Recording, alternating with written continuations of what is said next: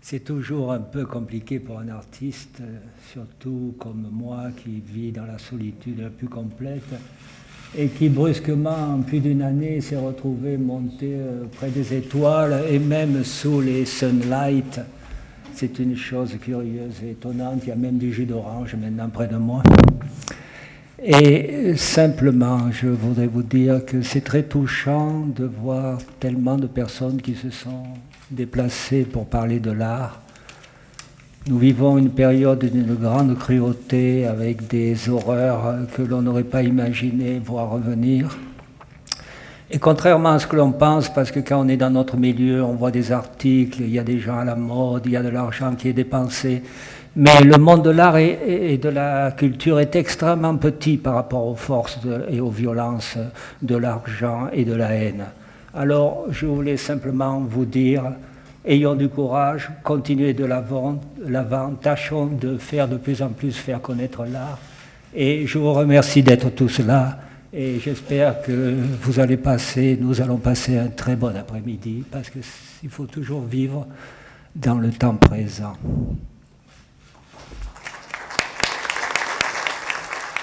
ありがとうございました。続いて彫刻部門のジュゼッペ・ペノーネさん、お願いいたします。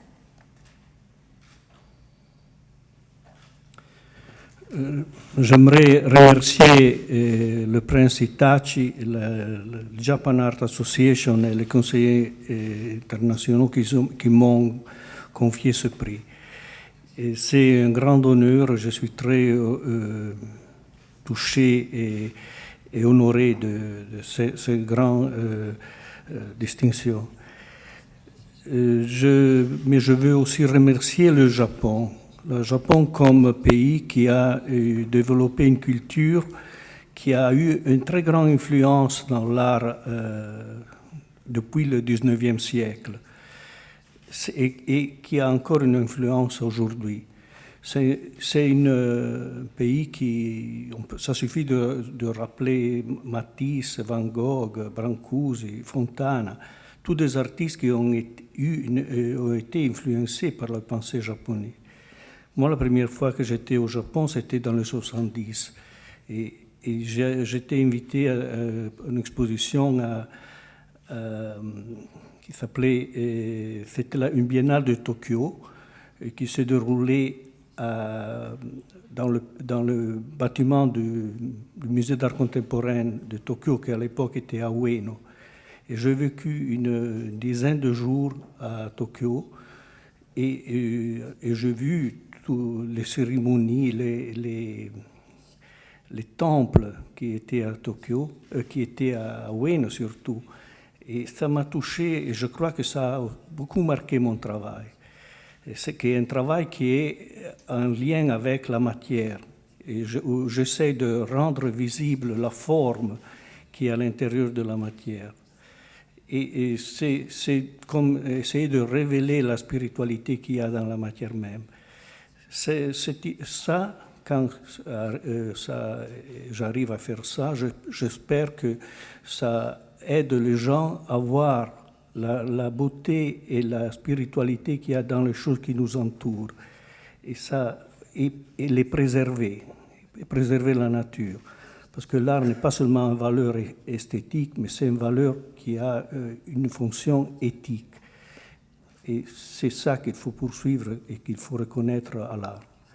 Merci de votre attention. ありがとうございました。続いて建築部門のスティーブン・ホールさん、お願いいたします。Well, it's a great honor to be here, and I thank everyone involved at the Japan Arts Association. But for me, it's a triple honor. I think it's really a triple honor. First, because I feel deeply that architecture is so important in the arts, and I love the way that architecture becomes part of painting, sculpture, music. And I mean, I believe that Winston Churchill said, first we shape our buildings, and then they shape us. So this is the one honor that's very important. It's probably, for me, it's the most important award that I'll ever get, because all the other ones are just about architecture. My second is I'm grateful that my work in architecture as a teacher and the few buildings that I've made where I'm focusing on the phenomena and the experience of architecture is recognized and in this award. But the third, and I follow Giuseppe Pannoni, is about Japan. Japan gave me my first chance to be published as a young architect. In 1978, Toshio Nakamura from ANU published a special issue, special 5 pages. I didn't have an issue worth of work. And it was an amazing experience. And he was the first to bring me to Japan to lecture in 1986. And then there I met Arata Izusaki, who gave me my first building that I had as an architect of any consequence, which is still there in Fukuoka, Japan. So I've been here maybe 50 times now, and I feel that this award makes me like I feel like I'm coming home to where culture really counts. Thank you. ありがとうございました。続いて音楽部門のアルボベルトさん、お願いいたします。Thank you very much.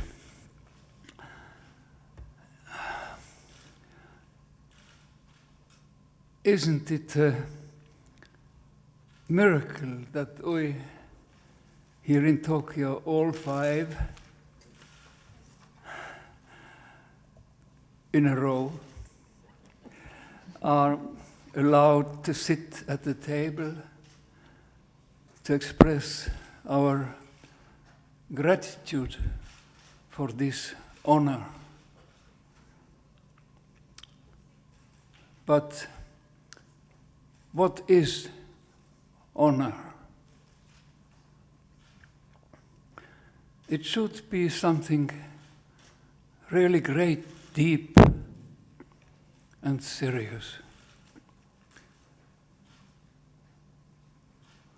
We are aware that the greatest honor belongs to our Creator, as well as gratitude. How well it was expressed by Johann Sebastian Bach,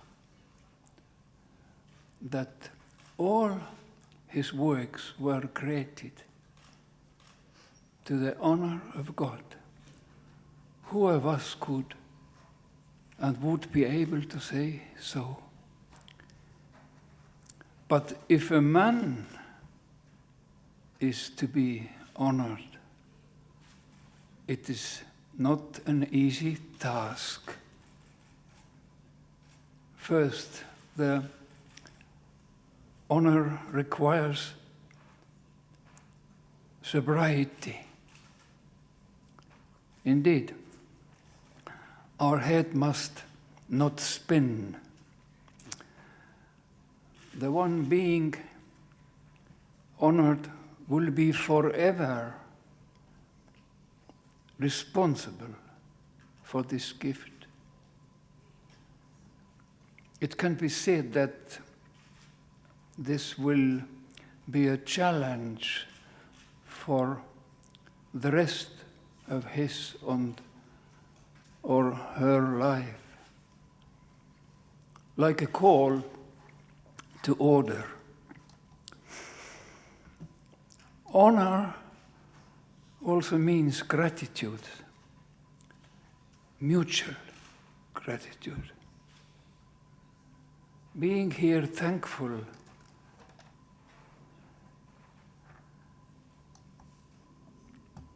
to all those who have chosen us prize winners from among many of our colleagues. We must comprehend that many others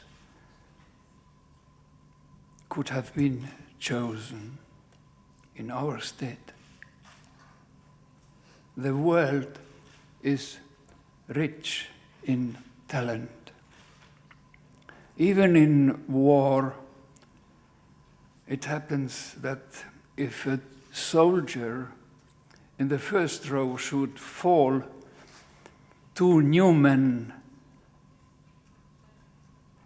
will take his place and victory follows. In the end, I would like to say that the real honor should belong to Premium Imperiale. To us artists, the opportunity has been given to be in the light of that prize because Premium Imperiale, in embracing all the prize winners, is like a father or a mother in a large family. We all, therefore, but sons and daughters. Thank you. ありがとうございました。続いて演劇映像部門のアソル・フガードさん、お願いいたします。Thank you, ladies and gentlemen. As I'm sure you can appreciate, it's a rather intimidating experience for me coming, as I do, from South Africa, to be sitting next to four such enormous artists. And my story, quite simply, is that the only excuse I have for not knowing much earlier in my life about the Imperial, Premium Imperiale was that South Africa is a long way away from everything. I know I've just sat on 2 aeroplanes in order to get here, and I'm still jet-lagged and zonked out by whatever air travel does to you. But to cut to the chase, as they say, my first encounter with Japan, this is my second. My first encounter with Japan came when I was 21 years old. And I was a sailor on board a tramp steamer. I think that rusty old hulk was one of the last tramp steamers to be sailing the 7 seas. And I came to the port of Niigata to offload a cargo of salt, which we had loaded up in Port Sudan. I had hitchhiked through Africa, and that was something you could do in those days. You know, South Africa in that period prior to, I don't know what would be the start of it all, was a relatively stable continent. I mean, it's, the reason for that is a very hard one, an ugly one as well, which is, of course, colonialism. But I was able to hitchhike right the length of Africa and ended up in Port Sudan, where I joined the ship. And, you know, 60 years is a long time to wait for an experience as extraordinary as this one is for me personally. But I must also say that those 60 years did not see me unaware of Japan, because that one solitary visit, it was in the middle of a winter, I remember that very clearly, that one visit to Niigata made such an impact on me, my sense of encountering a world and an aesthetic of such ravishing purity, because that seems to me always to be the essence of the great Japanese artists that I've enjoyed over the years, stayed with me. And in the years away from Japan, 60 of them, I'm 82 now, so there's 60 years. I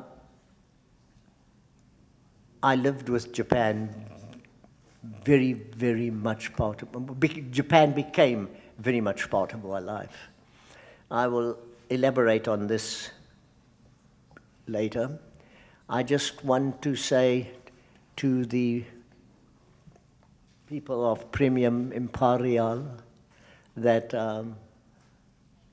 I am humbly grateful to be singled out and to be sitting in the company of the four gentlemen on my left-hand side. Thank you, ladies and gentlemen. ありがとうございました。